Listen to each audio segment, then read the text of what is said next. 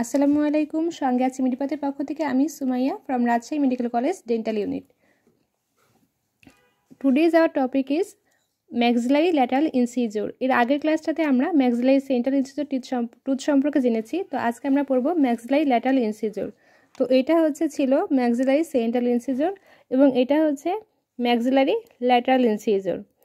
তো maxillary central এবং ল্যাটারালের মধ্যে পার্থক্য কি? প্রথম পার্থক্যটাই যে ম্যাক্সিলারি ল্যাটারাল ইনসিজরটা সেন্ট্রালের থেকে কিছুটা ছোট হবে এবং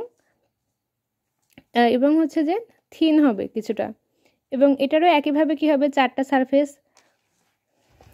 ল্যাবিয়াল সারফেস, লিঙ্গুয়াল সারফেস, এটা মিজিয়াল সারফেস এবং এটা ডিস্টাল সারফেস।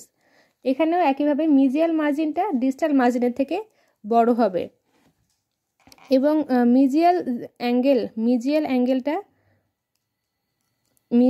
অ্যাঙ্গেলটা হবে শার্প এবং পয়েন্টেড হবে এবং ডিস্টোল্যাবিয়াল অ্যাঙ্গেলটা হবে কিছুটা রাউন্ডেড।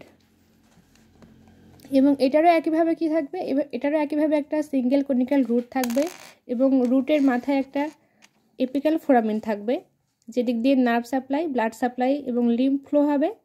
এবং এর অপোজিটে যেই ফোসা আমরা দেখতে পাবো, ফোসাটা অনেকটা শ্যালো হবে, বেশি একটা ডিপ হবে না।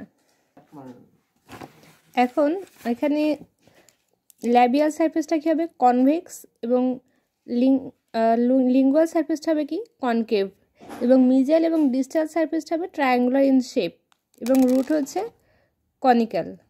তো এই ছিল ম্যাক্সিলারি ল্যাটারাল ইনসিজর টুথ নিয়ে।